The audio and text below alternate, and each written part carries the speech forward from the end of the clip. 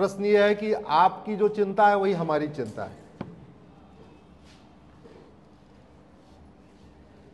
और इस चिंता का समाधान क्या है ये तो नहीं है, दवाई हमारे पास नहीं है। हम किसकी चर्चा करने वाले हैं? बीमारी की। जिसको दवाई बनाना है वो चिंतित नहीं है। और इतना हम कटे और बटे हैं। आज 25 दिसंबर को हम क्या मना रहे हैं? जोर से बोलिए जरा। ये बलिदान सप्ताह है। इस सप्ताह लगभग 200 साल पहले पूरे भारत में लोग जमीन पे सोते थे, क्योंकि सरहिंद की लड़ाई में माता गुजरी देवी, दोनों छोटे साहिबजादे अलग हो गए। गुरु गोविंद सिंह जी दोनों बड़े साहिबजादों के साथ अलग हो गए। उसके बाद उनके नौकर ने गद्दारी किया। गद्दारी करके जाके उसने बता दिया वहसी दरिंदों को कि माता गुजरी देवी और दोनों साहिबजादे यहां हमारे पास हैं। उसको कुछ असरफियां मिल गई और बाद में दोनों साहिबजादों को दीवार में चिनवाया गया। माता गुजरी देवी भी नहीं रही। तो ये सप्ताह बलिदान दिवस है भारत के इतिहास में। मेरी उम्र आप लोगों से कम है। आपने बताइए कभी प्राइमरी के स्कूल में ये चैप्टर पढ़ा कि 22 दिसंबर क्या हुआ था, 23 दिसंबर क्या हुआ था, 24 दिसंबर क्या हुआ था, 25 दिसंबर क्या हुआ था, 26 दिसंबर क्या हुआ था, 27 दिसंबर क्या हुआ था? नहीं। क्यों?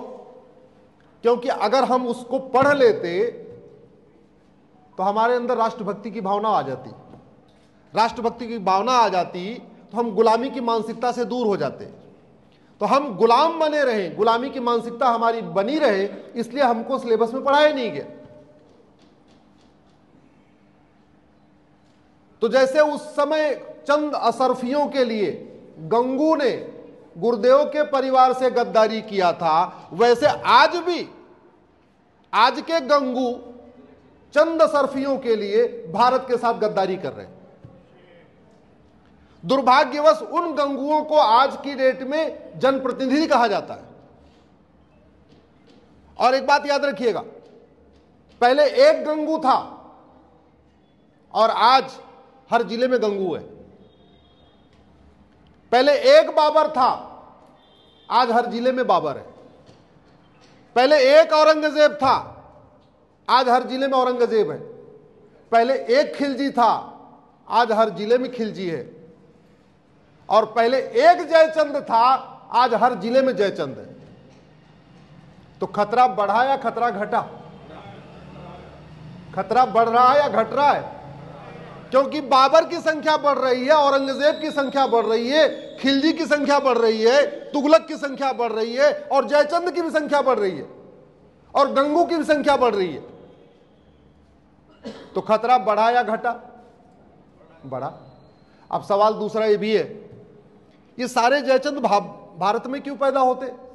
ये तो भगवान राम का देश है, ये तो भगवान कृष्ण का देश है, ये भगवान बुद्ध का देश है, स्वामी दयानंद सरस्वती जी का ये देश है। ये तो जितने बड़े महापुरुष भारत में हुए, इतने बड़े महापुरुष और किसी देश में हुए क्या? राम, कृष्ण, स्वामी दयानंद, स्वामी विवेकानंद, गुरु टैगोर, बाबा बंदा बहादुर, गुरु तेग बहादुर, गुरु गोविंद सिंह, सारे तो यही जन्म लिए। तो इस पवित्र भूमि में इतने गंगू क्यों पैदा हो रहे हैं, इतने जयचंद क्यों पैदा हो रहे हैं, इतने बाबर, हुमायूं, तुगलक, गजनी, गोरी, लोधी क्यों पैदा हो रहे हैं? सिंगापुर में क्यों नहीं पैदा हो रहे? जापान में क्यों नहीं पैदा हो रहे? चीन में क्यों नहीं पैदा हो रहे? अमेरिका में इतने क्यों नहीं पैदा हो रहे जितने भारत में पैदा हो रहे? मैं बार बार कहता हूं, कोई भी समस्या लाइलाज नहीं है। ऐसी कोई बीमारी नहीं है जो लाइलाज है। भारत की कोई भी समस्या लाइलाज नहीं है और भारत की कोई भी समस्या विश्वव्यापी नहीं है। दिक्कत केवल इतनी है कि बीमारी पे चर्चा हो रही है, दवाई पे चर्चा नहीं हो रही। भारत में 500 अखबार छपते हैं, एक अखबार में एवरेज 100 समस्या निकलती है। भारत का कोई एक अखबार बताइए जिसमें समस्या लिखी हो, मूल कारण लिखा हो और समाधान लिखा हो। क्या छाप रहे हो? समस्या।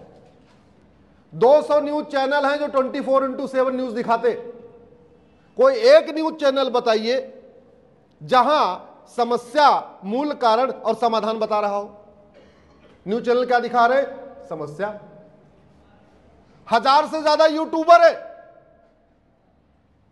और सुबह से लेकर शाम तक क्या बता रहे हैं आपको? समस्या। संसद में क्या चर्चा हो रही है? समस्या।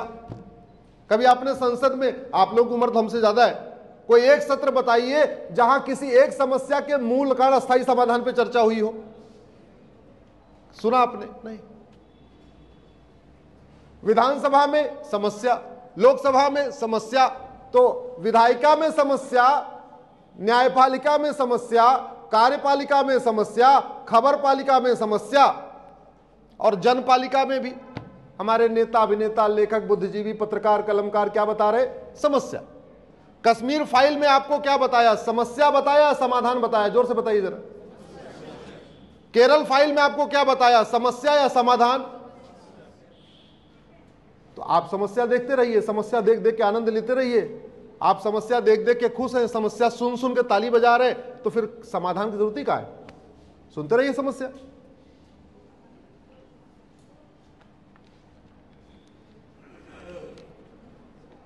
आज गुलामी की मानसिकता के कारण हम अपने गुरुओं को भूल चुके हैं। गुलामी की शिक्षा के कारण हम अपने इतिहास को भूल चुके हैं, अपनी परंपरा को भूल चुके हैं। हम उनको भी नहीं याद कर रहे हैं जिनके कारण हमारा नाम राम, श्याम, महेश, रवि, सुनील है। हम उनको भी नहीं याद कर रहे हैं जिसके कारण हमारी माताओं और बहनों के मांग में सिंदूर है और गले में मंगलसूत्र है। हम उनको भी नहीं याद कर रहे हैं, भूलते जा रहे हैं जिनके कारण हम रक्षा पहनते हैं, जनेऊ पहनते हैं, तिलक लगाते हैं, वस्त्र धारण करते हैं, माला पहनते, उनको भी नहीं याद कर रहे हैं। लेकिन इसमें आपका दोष नहीं है, दोष है उन 800 सांसदों का और 4200 विधायकों का। दोष इन 5000 जनप्रतिनिधियों का है। इन्होंने संविधान की शपथ लिया था कि आपको गुलामी की मानसिकता से बाहर निकालेंगे, देश की एकता अखंडता मजबूत करेंगे, लेकिन इन्होंने कोई भी काम आपको गुलामी से बाहर निकालने के लिए नहीं किया और न तो आपकी गुलामी की मानसिकता दूर करने के लिए किया। ड्राइवर अगर वेतन ले और ठीक से गाड़ी न चलाए तो हम कहते हैं हराम का वेतन ले रहा है, बोलते हैं ना। और जो हराम का वेतन ले उसको क्या बोलते हैं? जोर से बोलिए जरा, आवाज इतनी नहीं, क्या बोलते हैं उसको? अगर डॉक्टर वेतन ले और ठीक से इलाज न करे तो हम कहते हैं हराम का वेतन ले रहा है। और जो हराम का लेता है उसको क्या बोलते हैं? अरे भाई जोर से बोलो, आपकी आवाज यहां तक तो है। हद हो गई। सांसद विधायक किस बात के लिए वेतन भत्ता, गाड़ी बंगला लेते हैं? एक चीज याद रखिएगा, आप 10 लाख वोट से जीत जाओ तब भी आप सांसद विधायक नहीं कहलाओगे जब तक शपथ नहीं लोगे जो शेड्यूल 3 में बनी हुई है। याद रखिएगा, आप 20 लाख वोट से जीत के आ जाओ तब भी आप सांसद और विधायक नहीं कहलाओगे जब तक कि ये, और शपथ क्या लोगे? मैं देश की एकता अखंडता मजबूत करूंगा, मैं एक संप्रभु राष्ट्र बनाऊंगा। संप्रभु मतलब मैं गुलामी का नाम मिटाऊंगा, गुलामी का निशान मिटाऊंगा, गुलामी की कुरीतियां खत्म करूंगा, गुलामी की कुप्रथाएं खत्म करूंगा, गुलामी की शिक्षा बदलूंगा, गुलामी की पुलिस व्यवस्था बदलूंगा, गुलामी की न्यायिक व्यवस्था बदलूंगा, सब कुछ गुलामी का खत्म कर दूंगा। क्या लिया शपथ? संप्रभु राष्ट्र बनाऊंगा। बनाया संप्रभु राष्ट्र आज तक? जोर से बोलिए। और वेतन भत्ता, गाड़ी, बंगला, free air ticket, free rail ticket, security guard, pension, diesel, chartered plane किसके लिए मिलता है? कौन सा भारत बनाने के लिए? संप्रभु भारत बनाने के लिए। जो आदमी हराम का वेतन भत्ता, गाड़ी, बंगला ले, अपना काम न करे, उसको क्या बोलते हैं? जोर से बोलिए जरा, फिर से जोर से बोलिए।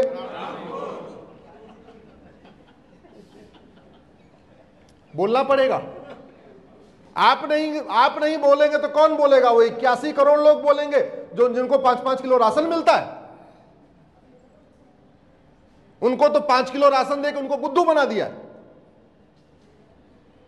एक पार्टी कह रही है 5 किलो राशन दूंगा, दूसरी कह रही है मैं 6 किलो राशन दूंगा, तीसरी कह रही है 7 किलो राशन दूंगा।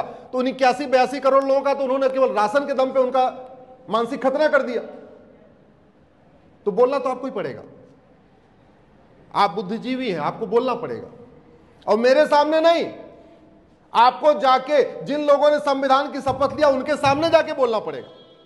मैं तो हिंद पुनरुत्थान ट्रस्ट और सभी आपके सदस्यों से कहूंगा, रविदेव जी, अब आगे से कार्यक्रम आप किसी हॉल में मत करिए, आगे से कार्यक्रम किसी सांसद के घर पे करिए। हां, उन्हीं की चाय पीजिए, उन्हीं का बिस्किट खाइए और वहीं कार्यक्रम करिए और उनको बताइए आपने शपथ किस बात के लिए लिया। कड़वा मीठे झूठ ने भारत को बर्बाद कर दिया। चीनी ने डायबिटीज पैदा कर दिया और मीठे झूठ ने भारत को बर्बाद कर दिया। और कुछ चंद समय और बचा हुआ है। अगर इससे हम बाहर नहीं निकले तो बहुत बड़ी मुसीबत आने वाली है। मैं इसलिए कह रहा हूं, जिस पंजाब से सनातन धर्म को बचाने की सबसे बड़ी लड़ाई शुरू हुई, जहां हर परिवार के बड़े लड़के को लेके खालसा पंथ बनाया, आज उस पंजाब में 25% लोग कन्वर्ट हो चुके हैं।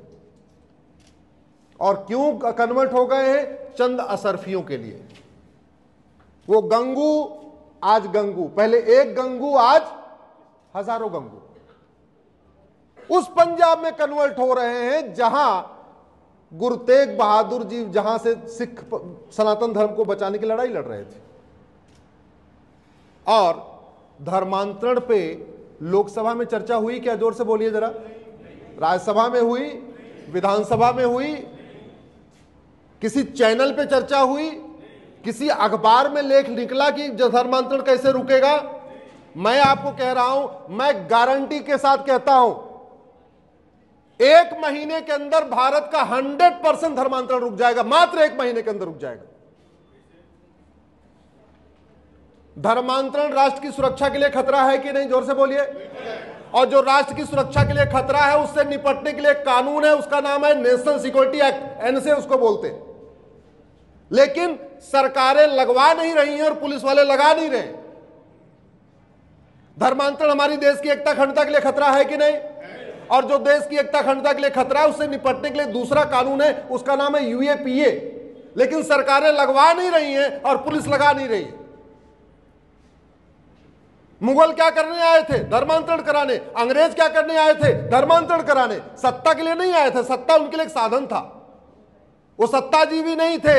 हमारे वाले सत्ताजीवी हैं जो सत्ता की खातिर धर्मांतरण नियंत्रण कानून नहीं बना रहे। वो एकदम सत्ताजीवी नहीं थे, सत्ता उनके लिए साधन था। मुगल यहां पे सत्ता के लिए नहीं आए थे, धर्मांतरण कराने आए थे। अंग्रेज यहां सत्ता के लिए नहीं आए थे, धर्मांतरण कराने आए थे। सत्ता उनके लिए साधन था। तो ये धर्मांतरण अपने आप में इनडायरेक्ट वॉर हुआ कि नहीं? जोर से बोलिए जरा।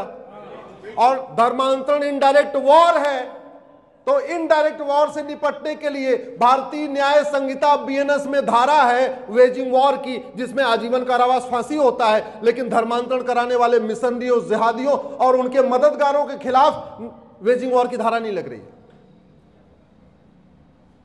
धर्मांतरण से बड़ा देशद्रोह क्या होगा? आप भारत में जो लोग वसुधैव कुटुंबकम को मानते हैं, जो नारी तू नारायणी को मानते हैं, जो सर्वमंगल मांगल्य को मानते हैं, जो यत्र नारस्तु पूज्यते रमन्ते तत्र देवता को मानते हैं, जो भारत की संस्कृति को मानते हैं, उनको विदेशी पंथ में आप कन्वर्ट कर दे रहे हैं। इससे बड़ा कोई देशद्रोह हो सकता है क्या?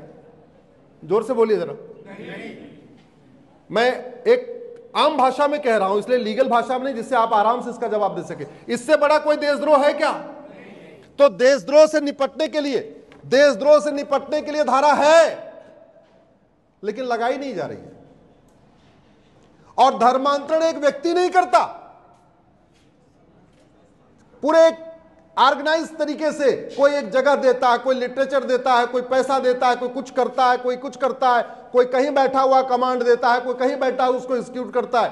संगठित तरीके से किया जाता है, और जो संगठित तरीके से क्राइम किया जाता है उससे निपटने के लिए हर राज्य के पास कानून है।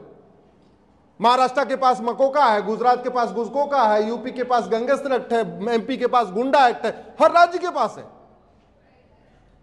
मैं गारंटी के साथ कहता हूं, धर्मांतरण कराने वाले मिशनरियों, जिहादियों के खिलाफ 5 धारा लगाइए, एनसे लगाइए, यूएपीए लगाइए, वेजिंग वॉर लगाइए, देशद्रोह लगाइए, गैंगस्टर एक्ट लगाइए।